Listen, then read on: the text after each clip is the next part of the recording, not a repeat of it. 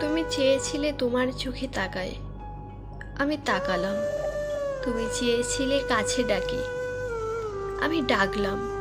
তুমি চেয়েছিলে পাশে বসি, আমি বসলাম। তারপর আমি বললাম থেকে যাবে তো? তুমি বললে ছাড়বো না কখনো। আমি বললাম আমি কবিতা ভালোবাসি, তুমি বললে কবিতা হব। ডাক দিয়ে পাশে বসিয়ে আমি লিখতে বসলাম তোমার চোখে চেয়ে। তারপর কেটে গেছে 2.5 বসন্তের কবিতার দিন। আবৃত্তি করব ভেবে যখন সুর তুললাম, তুমি তখন মনের বাহিরে একটু একটু করে দূরে সরিয়ে দিচ্ছ। তারপর কবিতার মৃত্যুতে নোটিশ টাঙিয়ে বললে তোমার চোখ নেই, কান নেই, ডাক শোনো না আমার, মাটিতে বসতে পারো না।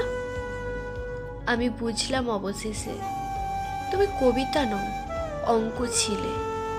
আমি ঠিক বুঝতে পারিনি, কবিতা ভেবে মুখস্থ করে নিচ্ছিলাম। কিন্তু অঙ্ক তো মুখস্থ করে লাভ নেই, সূত্র বুঝতে হয়। ছেড়ে যাওয়ার কথায় আমি আকুলতা উদযাপন করে দুরাস্ত যখন তোমার চোখে,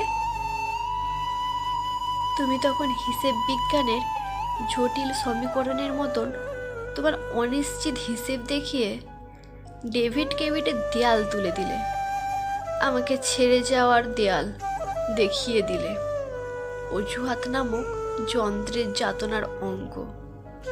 আমি বললাম ভালোবাসি এখানে অজুহাত বেমানান। তুমি বললে আমি দেনাদার, তুমি পাওনাদার। হিসেব বিজ্ঞানের চূড়ান্ত ফলাফল যেখানে দুজনের জন্য দুটো আলাদা ঘর, মাঝখানে দৃশ্যমান দেয়াল, বোঝো না?